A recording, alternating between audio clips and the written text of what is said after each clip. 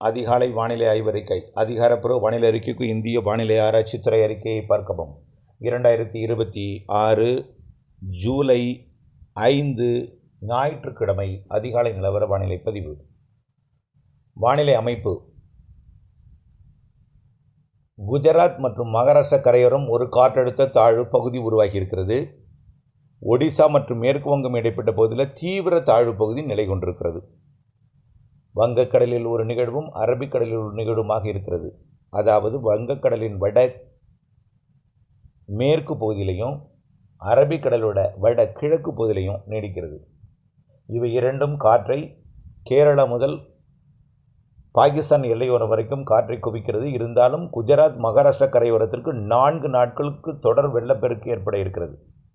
மும்பையெல்லாம் தொடர்ச்சியாக வெள்ளப்பெருக்கு ஏற்படுத்தி கொண்டிருக்கிறது. மழைப்பொழிவு மும்பை மற்றும் சூரத் பகுதிகளுக்கு தொடர்ந்து 4 நாட்களுக்கு கனமழை இருக்கும். கேரளாவில் பெய்யக்கூடிய மழை தற்பொழுது பாலக்காட்டு கணவாய், ஆரியங்காவு கணவாய், ஆரல்வாய் மொழி கணவாயில் சாரலை கொடுத்து விடுகிறது.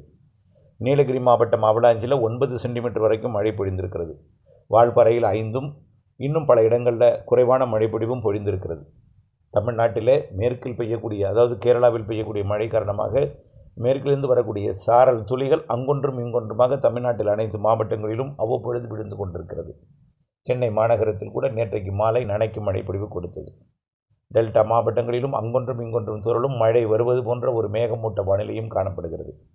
வங்கக்கடலில் நீடித்து கொண்டிருக்கூடிய காற்றழுத்த தாழ்வு பகுதியும் அரபிக்கடல் தாழ்வு பகுதியும் ஒன்றிணைந்து இணைப்பு சுழற்சியால் பிணைத்திருக்கிற காரணத்தினாலே நாடெங்குமே மேகமூட்டம் கூடிய வானிலை நிலவுகிறது.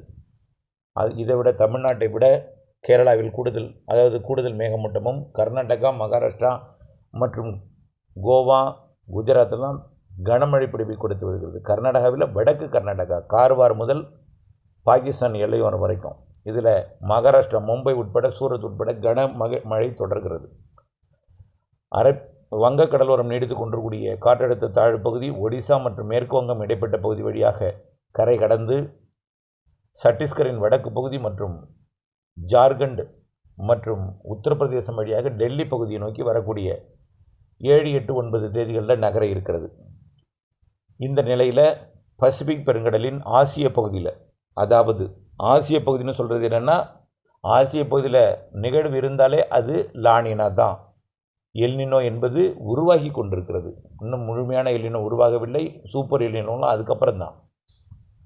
ஆக ஆசிய பக்கம் வெப்பம் உருவாகும் அதிகமாக இருக்கிற காரணத்தினாலே ஆசிய பக்கத்தில் சூப்பர் புயல்கள் இந்த வருடம் ஜூலை, ஆகஸ்டில் உருவாகும் என்று ஏற்கனவே அறிவித்திருந்தோம். அதன் அடிப்படையில் தற்பொழுது புயல் உருவாகி இருக்கிறது. இது தீவிர புயலாகி சூப்பர் புயல் வரைக்கும் தீவிரமடைந்து சீனாவையும் தைவானையும் தாக்க இருக்கிறது. முதல்ல தைவானை தாக்க இருக்கிறது. சூப்பர் புயல் வரலாறு படைக்க இருக்கிறது. பாதிப்பை அதிகமாக கொடுக்க இருக்கிறது. தைவானுக்கு பேசு பொருளாக போகிறது. உலகத்திலே ஒரு பேசு பொருளாகக்கூடிய மிக தீவிர 250 கிலோமீட்டருக்கும் மேல் வேகம் கொண்ட ஒரு சூப்பர் புயல் தைவானை தாக்கி, தைவானை கடந்து அது சீனாவை வரக்கூடிய 11ஆம் தேதி கடக்க இருக்கிறது. 10ஆம் தேதி தைவான், 11ஆம் தேதி சீனாவை தாக்க இருக்கிறது. இந்த நிகழ்வு கரை கடந்த பிறகுதான் வெப்பச்சலன இடிமழை பொழிவு, அதாவது கரை கடக்க தொடங்கும் பொழுது காற்றில் ஏற்படக்கூடிய தேக்கம் காரணமாக 9ஆம் தேதி தைவானை நெருங்கும், 10ஆம் தேதி தைவானை கடக்கும், 11ஆம் தேதி தைவானை கடந்து செயலிழந்து சீனாவை புயலாக கடக்கும். ஆக 10, 11 தேதிகளில் தமிழ்நாட்டில் மழை வாய்ப்பு அமைய இருக்கிறது.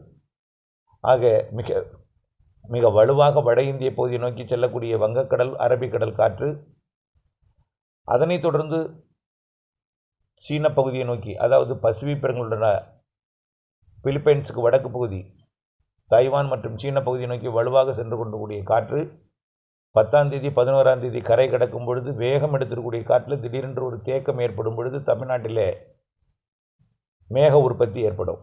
அதன் அடிப்படையில் 9, 10, 11 கண்டிப்பாக 10, 11ஆம் தேதி உறுதியாக தமிழ்நாட்டில் பெரும்பாலான மாவட்டங்களுக்கு மாலை இரவு இடிமழை பொழிவை கொடுக்கும். கேரளா மற்றும் கர்நாடகாவில் சற்று கூடுதல் மழைப்பொழிவு 9, 10, 11 தேதிகளில் கொடுக்கும். 10, 11 தேதி நல்ல மழைப்பொழிவை கேரளா, கர்நாடகாவில் எதிர்பார்க்கலாம். இதற்கு பிறகு மேலே அடுத்த ஒரு நிகழ்வு பசிபிக் பெருங்கடலோட அதே ஆசிய பக்கத்தில், அதாவது பிலிப்பைன்ஸுக்கும் ஜப்பானுக்கும் இடைப்பட்ட தைவான் மற்றும் சீன பகுதியை நோக்கி மேலும் ஒரு வலுவான புயல் கரை கடக்க இருக்கிறது. இவையெல்லாம் கரை கடந்து நிறைவடைவதற்கு 18ஆம் தேதி வரை எடுத்துக்கொள்ளும். இதன் காரணமாகத்தான் நாம் ஏற்கனவே சொல்லியிருந்தோம், இடையில் ஒரு 10 நாள் இடைவெளி கொடுக்கும். அதனால் அந்த இடைவெளியை நினைத்து வருத்தப்படாதீர். அந்த இடைவெளி முடிந்த பிறகு 18ஆம் தேதிக்கு பிறகு மழைப்பொழிவு தொடங்கும்னு சொன்னோம். அதன் அடிப்படையில் 18, 19 தேதிக்கு பிறகு தென்மேற்கு பருவமழை கேரளாவில் தீவிரமடையும். அதுவரை 11ஆம் தேதி மழைப்பொழிவுக்கு பிறகு 12லிருந்து 19 வரை ஒரு இடைவெளி கிடைக்கும். அப்பொழுது இருவேறு நிகழ்வுகள் பசிபிக் பெருங்கடலில் வலுவாக தைவான் சீனாவை கடக்கும். அது கடந்து செயலிழந்த பிறகு தான் வங்கக்கடலில் நிகழ்வு உருவாகும். வங்கக்கடலில் 18, 19 தேதிகளில் உருவாகக்கூடிய நிகழ்வு 20லிருந்து மாத இறுதி வரையும், மேலும் ஆகஸ்ட் முதல் 10 தேதி வரைக்கும், அதாவது இந்த மாதத்தில் ஒரு 10 நாள், அடுத்த மாதத்தில் ஒரு 10 நாள், 20 நாள் வலுவான தென்மேற்கு பருவமழையை கேரளா மற்றும் கர்நாடகாவில் கொடுக்கும். தமிழ்நாட்டிலும் வெப்பச்சலன மழைப்பொழிவு மீண்டும் தொடங்கும். ஆக 11ஆம் தேதி 10, 11 தேதிக்கு பிறகு 19ஆம் தேதியிலிருந்து தான் மழை. 19லிருந்து மாத இறுதி வரை மழை இருக்கும். தென்மேற்கு பருவமழையும் இருக்கும், வெப்பச்சலன மழையும் இருக்கும். அது அப்படியே ஜூலை இறுதியில் தொடர்ந்து ஆகஸ்ட் 10 வரை வலுவாக இருக்கும்னு சொல்லியிருக்கிறோம். ஏற்கனவேயும் சொல்லியிருக்கிறோம், இப்போவும் அதே தான் சொல்கிறோம். ஆகஸ்ட் 10லிருந்து 15 வரை மீண்டும் ஒரு நிகழ்வு பசிபிக் பெருங்கடலில் உருவாகி ஒரு 5 நாள் காற்று திசை மாறும். பிறகு ஆகஸ்ட் 15லிருந்து தொடங்கக்கூடிய மழை தான் அணைகளை நிரப்பும் மழை. எப்பொழுதுமே ஆடிப்பெருக்கு ஆகஸ்ட் 3ஆம் தேதி அணைகளை நிரப்ப தொடங்கும். ஆனால் இந்த ஆண்டு வங்கக்கடல், அரபிக்கடல் நிகழ்வின் தீவிரம் காரணமாக, அதாவது வெப்பநிலை உயர்வு காரணமாக நிகழ்வுகள் உருவாகி மாறி மாறி தீவிரமடைந்து கொண்டிருக்கிற காரணத்தினால கொஞ்சம் தாமதமாக தென்மேற்கு பருவமழை தொடங்கியது.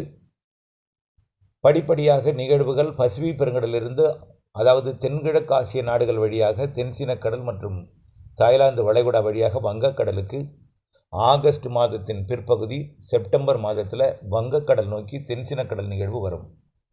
அதன் காரணமாக தீவிரமடையும் தென்மேற்கு பருவமழை நாடெங்கும் செப்டம்பரில், ஆகஸ்ட் 15 தேதிக்கு பிறகு செப்டம்பரில் வரலாறு படைக்கும். என்ன சார், எல்லினோங்கிறாங்க, மழையே பெய்யாதுங்கிறாங்க, வறட்சி தலைவிரித்தாடுங்கிறாங்க, கடுமையாக எச்சரிக்கிறாங்க. நீங்கள் ஆகஸ்ட் 15க்கு அப்புறம் நல்ல மழை இருக்குங்கிறீங்க, ஜூலை இறுதியிலிருந்து மழை நல்லா இருக்குங்கிறீங்க, ஆகஸ்ட் 15லேருந்து அணைகளை நிரப்ப மழைங்கிறீங்க. பொறுத்திருந்து பாருங்கள், புரியும். செப்டம்பர் மாதம் முதல் வாரத்தில் பலத்த மிக பலத்த மழை எல்லாமே இருக்குது. பொதுவாக செப்டம்பர் மாதம் தான் ஆந்திர பிரதேசம், தெலுங்கானா மற்றும் கர்நாடக பகுதிகளுக்கு அதிக மழை பொழிவை கொடுக்கும். செப்டம்பர் இறுதியில் தமிழ்நாட்டில் பலத்த மழை இருக்குது. செப்டம்பர் இறுதியிலிருந்தே தென்மேற்கு பருவமழை கேரளாவில் வலுத்த மழைப்பொழிவாக, மிக பலத்த மழைப்பொழிவாக, உபரி நீர் அணைகளிலிருந்து வெளியேற்றும் அளவிற்கு செப்டம்பரில் மழை இருக்குது. அக்டோபர் முதல் 15 தேதியிலையும் தென்மேற்கு பருவமழை வலுத்து பெய்யும். அக்டோபர் 18 வடகிழக்கு பருவமழை தொடங்கும். வடகிழக்கு பருவமழை இந்த ஆண்டு கண்டிப்பாக அனைத்தையும் நிரப்பும் மழை, உபரி நீர் திறக்கும் அளவு மழை. இதற்கு தான் நம்ம திரும்ப சொல்லிகிட்டு இருக்கோம். ஒவ்வொரு மழை துளியையும் நாம் வீணடிக்கக்கூடாது. மழை துளியை, அதாவது என்ன சார் மழையே பெய்யல, மழை துளியை வீணடிக்கக்கூடாதுங்கிறீங்க.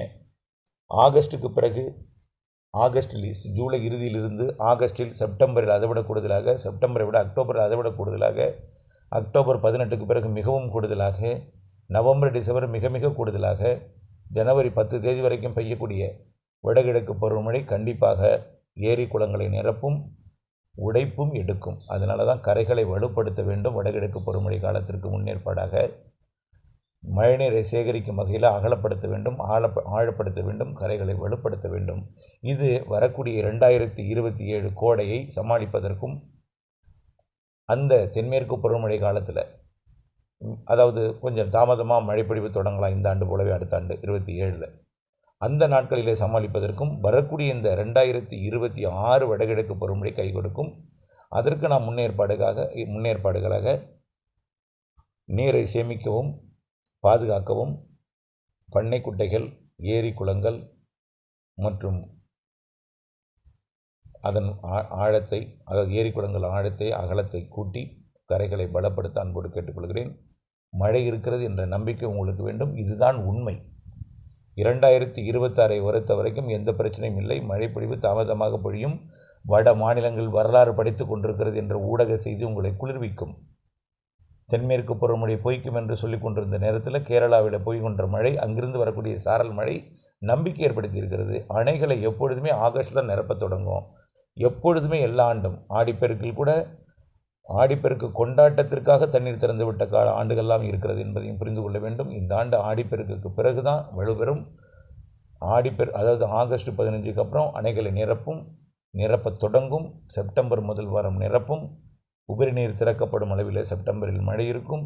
அக்டோபரில் நிறைய மழை இருக்குது. ஜனவரி 10 வரை வடகிழக்கு பருவமழை வலுத்திருக்கும். அக்டோபர் 18 முதல் நம்பிக்கையுடன் இருக்கணும். அப்டேட்ஸோடு இணைந்திருக்கணும். வரக்கூடிய 11ஆம் தேதி மழை இருக்குது தமிழ்நாட்டில். 10, 11, 12 இருக்கும் கொஞ்சம். அதுக்கப்புறம் 19லிருந்து தீவிரமடையும். மாத இறுதி வலுப்பெறும். மீண்டும் மீண்டும் இதே தான் சொல்கிறோம். இணைந்தே இருங்கள் அப்டேட்ஸுடன். நம்பிக்கையுடன் இருங்கள். நன்றி.